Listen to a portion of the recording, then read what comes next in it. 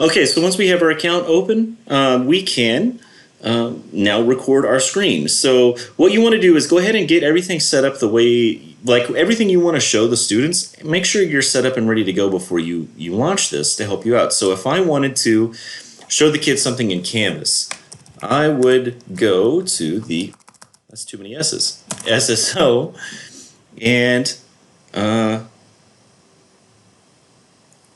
get logged in. I've got it saved on mine.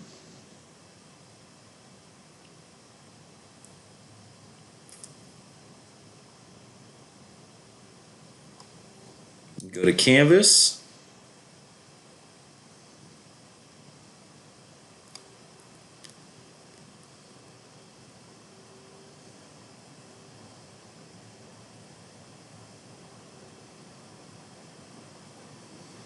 We go to my sandbox course, and let's just say that this, I'm opening up a sandbox course. Let's pretend that this is your first period class or whatever, or you know, whatever you need to be teaching the kids on. So I've got it up and ready to go, so I know that I'm going to come in here and I'm going to tell the kids, like, this is how you do the assignment or whatever, so, or this is where you find it, that kind of stuff. So I'm going to go back to this Screencast-o-matic screen. Now down here in the bottom you see this recording here. That is Camtasia, which is a professional screen recording piece of software, so pay no attention to the man behind the curtain. What we're going to do is we're going to launch the recorder here. So this editor stuff, that's paid things. You have to pay Screencast to do that kind of stuff. So we're going to launch the recorder, and what it's going to do is it is going to open up down here at the bottom. It's going to say it wants to launch this recorder, and we're going to hit open. Now, I have done this in the past, so it has downloaded some software onto the computer already. If you have not, if this is your first time through this, for most of you who are watching this video, it will be, it's going to download an executable file. The Windows should not ask you for permission. It should not ask for administrative permission to load and run that file. If it does, just sign in with your normal. Okay, so if you want to, you can record your webcam on your laptop. If you want the kids to see your face, what it'll do is it'll pop up in a small window down here. But generally speaking, you don't need to do that. Leave it at screen, and it's going to automatically preset to the size of your overall screen. You can change the size of the screen that's being recorded. If you know that you are only going to record in the main part of the Canvas window, you can preset this like that. And what it's going to do then is it's only going to record inside this box, and any video or anything that's happening in the website outside of that box will not be recorded. I'm going to advise that you leave the whole screen up. That's going to leave a better experience for your students. It's going to make everything easier to see. Otherwise, they're going to be a little confused as to what they're looking at and where. You leave the whole window up, and it's going to be very, very clear to them.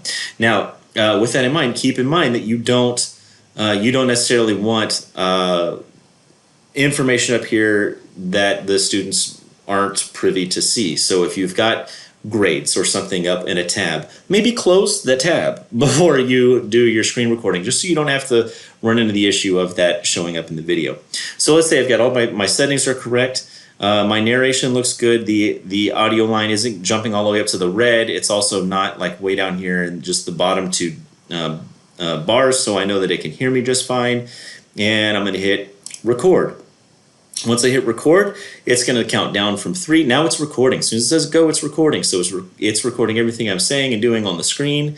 And I can go through this just like if the students were standing next to me and or they were sitting at their computers watching on the Promethean panel. Go through everything just the way you want them to do it. And when you are done, there is a little pause button down here in the corner.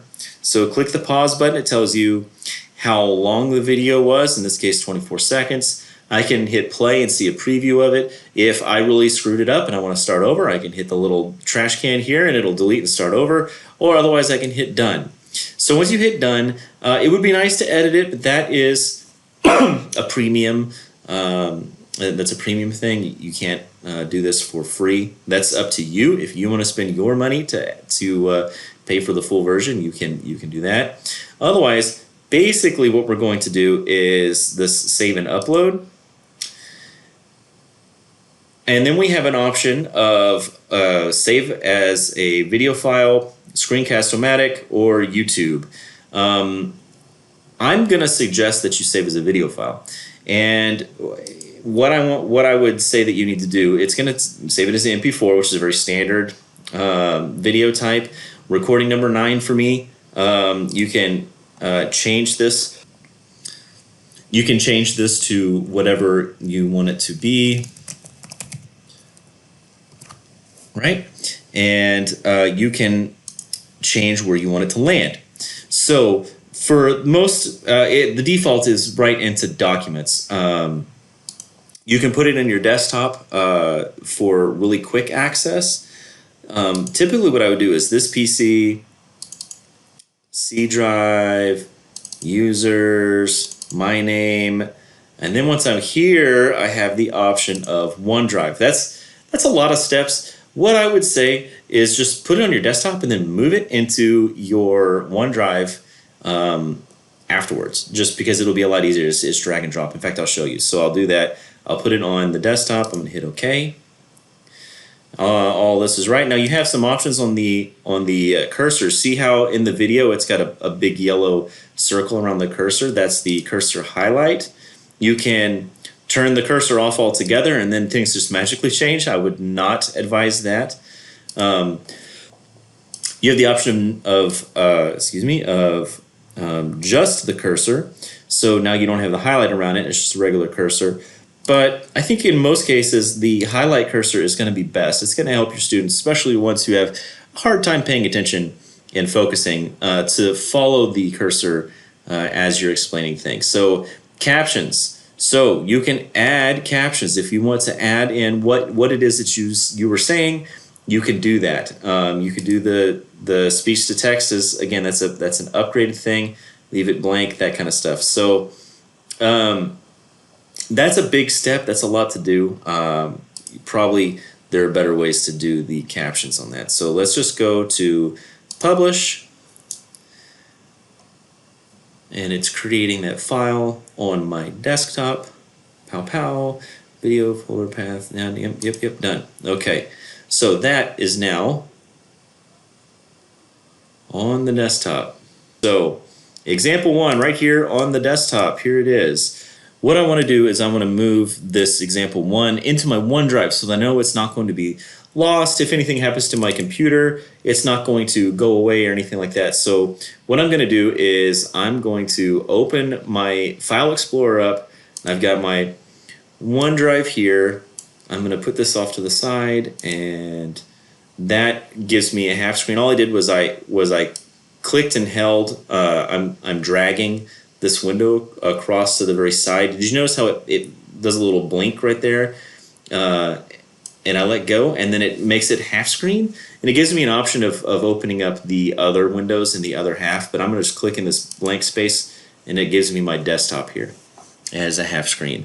So I want to put this in my OneDrive, so I can literally just drag and drop this into OneDrive. Now, because I'm persnickety, I'm going to put it in a specific folder for Screencast-o-matic right there. So I'm going to take this and drag it and drop it into Screencast-o-matic. So now that is going to start uploading into the cloud, and I know that it is safe.